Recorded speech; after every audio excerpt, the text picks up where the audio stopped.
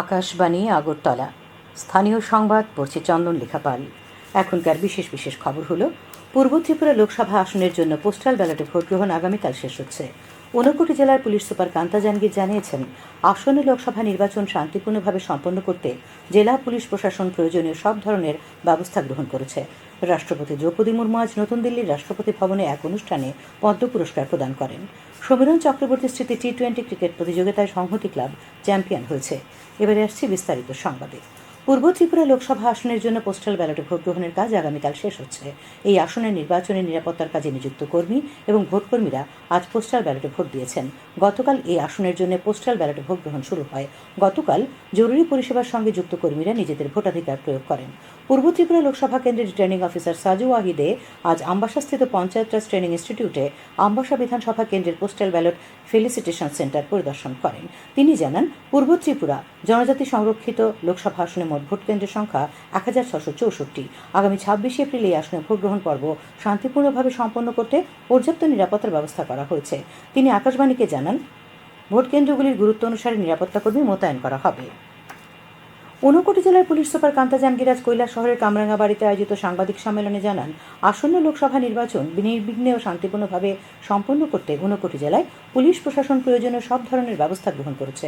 সাংবাদিক সম্মেলনে অতিরিক্ত police super V Darlong, Kailash শহরের এসডিপিও জয়ন্ত কর্মকার, কুমারঘাটের এসডিপিও কমল দেববর্মা প্রমুখ উপস্থিত ছিলেন। পুলিশ সুপার জানান, ঊনকোটি জেলার 225টি পোলিং বুথের মধ্যে 25টি বুথ স্পর্শকাতর। ভোটের দিন বুথগুলিতে নিরাপত্তার কাজে 93 সেকশন সিআরপিএফকে কাজে লাগানো হবে। সঙ্গে থাকবে পুলিশ ও টিএসআর। তিনি জানান, ইতিমধ্যে 5 কোম্পানি কেন্দ্রীয় সশস্ত্র বাহিনী ঊনকোটি জেলায় পৌঁছে গেছে। আরও 5 কোম্পানি খুব শীঘ্রই গিয়ে পৌঁছবে। তিনি আরও জানান, এখনও পর্যন্ত জেলায় কোনো রাজনৈতিক শান্তিভঙ্গের খবর নেই। সর্বত্র শান্তি ও সুস্থিতি বজায় রয়েছে। তিনি জানান, নিরাপত্তা বাহিনীর ফ্ল্যাগ মার্চ নিয়মিতভাবে চলছে। জেলার নাকা পয়েন্টগুলিতে দিনরাত্রি চেকিং করা হচ্ছে। জেলার 48টি পাড়া চিহ্নিত করে সেখানে বিশেষ নিরাপত্তার ব্যবস্থা করা হয়েছে। নেশাদ্রব্য বিরোধী অভিযান জোরদার করা হয়েছে বলেও তিনি জানান। পূর্ব ত্রিপুরা লোকসভা আসনের নির্বাচন উপলক্ষে আজ শান্তিরবাজারের মুকুট অডিটোরিয়ামে প্রিসাইডিং অফিসার ও প্রথম পোলিং অফিসারদের প্রশিক্ষণ শিবির হয়। শিবিরে মহকুমা শাসক অভেদানন্দ বৈদ্য, অতিরিক্ত মহকুমা শাসক জোলাইবাড়ি বিধানসভার সহকারী রিটার্নিং অফিসার দেবজ্যোতি রায়, প্রশিক্ষক চুনিলাল গোস্বামী সুষ্ঠু ও স্বাভাবিকভাবে ভোট গ্রহণ করতে ভোটকর্মীদের দায়িত্ব ও করণীয় কর্তব্যগুলি সম্পর্কে অবহিত করেন। ধর্মনগর সরকারি মহাবিদ্যালয়ে চলছে তৃতীয় পর্যায়ে ইভিএম সংক্রান্ত প্রশিক্ষণ। আজ ধর্মনগর বিধানসভা এবং যুবরাজনগর বিধানসভা কেন্দ্রের প্রশিক্ষণ হয়। উপস্থিত ছিলেন উত্তর জেলার অতিরিক্ত জেলা শাসক সুভাষ চন্দ্র সাহা, ধর্মনগরের অতিরিক্ত মহকুমা শাসক সজল দেবনাথ।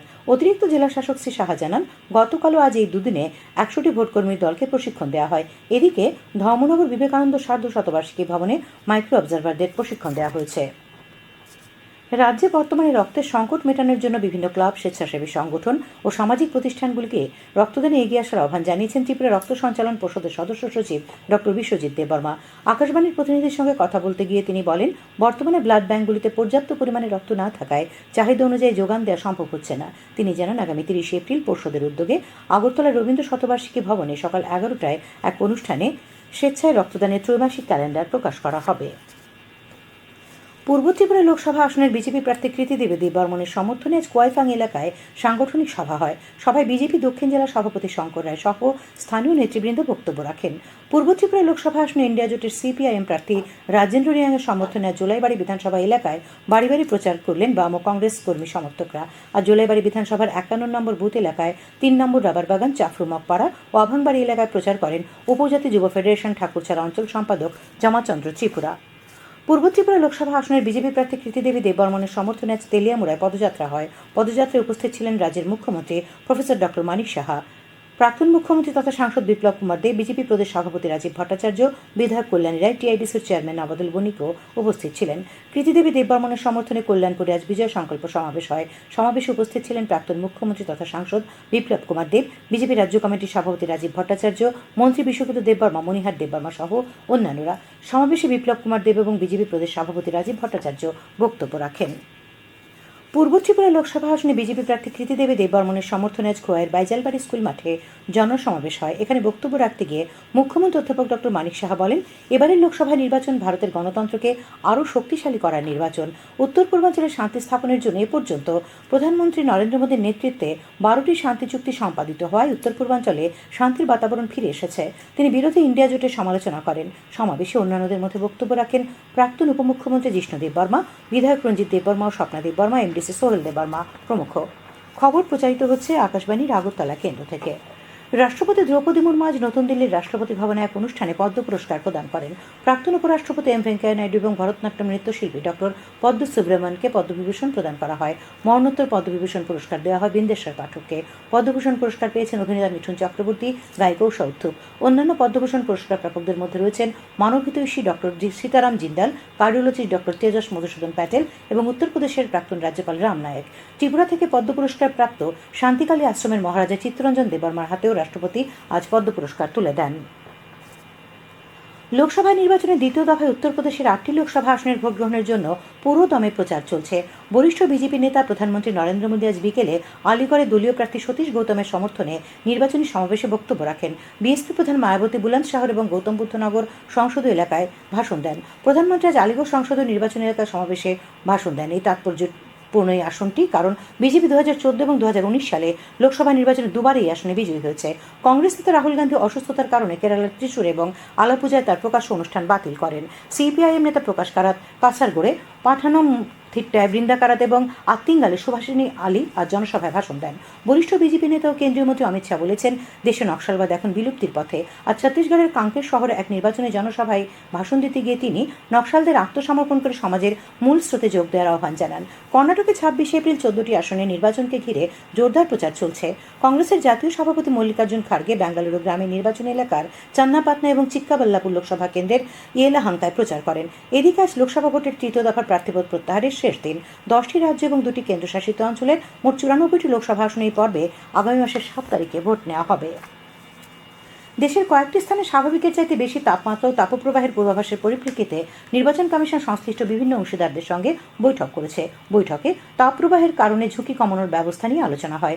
ভারতীয় আবহাওয়া বিভাগ, জাতীয় বিপর্যয় ব্যবস্থাপনা কর্তৃপক্ষ এবং স্বাস্থ্য মন্ত্রকের কর্মকর্তারা বৈঠকে অংশ নেন। কৈলাসহরের ঊনকোটি কলাক্ষেত্রের সামনে আজ ইন্ডিয়া জোটের এক নির্বাচনী জনসভা হয়। এখানে প্রধান বক্তার ভাষণে সিপিআইএম পলিট ব্যুরোর সদস্য তথা রাজ্যের প্রাক্তন মুখ্যমন্ত্রী মানিক সরকার বলেন, আসন্ন লোকসভা নির্বাচন অত্যন্ত গুরুত্বপূর্ণ। তিনি অভিযোগ করেন, দেশের মানুষ গণতান্ত্রিক অধিকার ভোগ করতে পারছেন না। সংবিধান ও গণতন্ত্র রক্ষা ইন্ডিয়া জোটকে জয়যুক্ত করার আবেদন জানান তিনি। আজকের জনসভায় প্রদেশ কংগ্রেসের প্রাক্তন সভাপতি তথা বিধায়ক বীরজিৎ সিংহ, প্রাক্তন আইনমন্ত্রী তপন চক্রবর্তী, পূর্ব ত্রিপুরা সংসদীয় আসনে ইন্ডিয়া জোটের সিপিআইএম প্রার্থী রাজেন্দ্র রিয়াং প্রমুখ বক্তব্য রাখেন। পূর্ব ত্রিপুরা লোকসভা আসনের বিজেপি প্রার্থী কৃতিদেবী দেববর্মনের সমর্থনে আজ কমলপুর টাউন হলে সাংগঠনিক সভা হয়। সভায় সাংসদ বিপ্লব কুমার দেব বিজেপি সরকারের বিভিন্ন কর্মসূচি তুলে ধরে বলেন, বিজেপি সরকার সকল অংশের মানুষের সাথে কাজ করছে।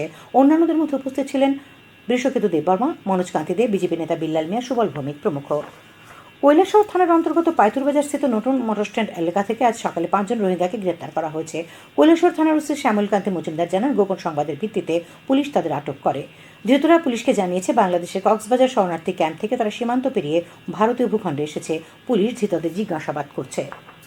বিজেপির উদ্যোগে আজ সকালে কৈলাসহরের সোনামুখী ও কাইলিপুরা এলাকায় বাড়ি বাড়ি ভোট প্রচার করা হয়। সঙ্গে প্রচারপত্র বিতরণ করা হয়। অনুষ্ঠিত হয় পদযাত্রা। আজকের কর্মসূচিতে উপস্থিত ছিলেন বিজেপি চণ্ডীপুর মণ্ডল সভাপতি শ্যামকুমার সিংহ, মহিলা মোর্চার মণ্ডল সভানেত্রী শিলু দেবনাথ প্রমুখ। মণ্ডল সভাপতি জানান, কেন্দ্র ও রাজ্য সরকারের জনমুখী কর্মধারা ও বিজেপির নীতি সম্পর্কে প্রচার করা হচ্ছে। প্রচারকালে আগামী 26 এপ্রিল অনুষ্ঠেয় নির্বাচনে পূর্ব ত্রিপুরা সংসদীয় আসনের দলীয় প্রার্থী কৃতিদেবী দেববর্মনকে জয়যুক্ত করার আহ্বান জানানো হয়। পূর্ব ত্রিপুরা লোকসভা আসনের বিজেপি দলের প্রার্থী কৃতিদেবী দেববর্মনের সমর্থনে আজ অমরপুর মণ্ডলের ব্রহ্মাছড়াস্থিত 10 নম্বর শক্তি কেন্দ্রের উদ্যোগে কার্তিকপাড়া উচ্চ বুনিয়াদী বিদ্যালয় মাঠে নির্বাচনী সভা হয়। সভায় বক্তব্য রাখেন বিজেপি গোমতী জেলার সভাপতি তথা বিধায়ক অভিষেক দেবরায়, মণ্ডল সভাপতি সঞ্জয় চক্রবর্তী প্রমুখ। মাদক ও চেতনানাশক দ্রব্যের অপব্যবহার রোধে ঊনকোটি জেলা পর্যায়ের কমিটির এক বৈঠক আজ কৈলাসহরস্থিত ঊনকোটি জেলাশাসক কার্যালয়ের মিলনায়তনে অনুষ্ঠিত হয়। উপস্থিত ছিলেন ঊনকোটি জেলার জেলাশাসক দিলীপ কুমার চাকমা, অতিরিক্ত জেলাশাসক অর্ঘ সাহা সহ আবগারি, কৃষি, উদ্যান চর্চা, বিদ্যালয় শিক্ষা, বন, সমাজ কল্যাণ ও সমাজ শিক্ষা প্রভৃতি দপ্তরের আধিকারিকরা এবং বিএসএফ এর কর্মকর্তারা। খেলার খবর।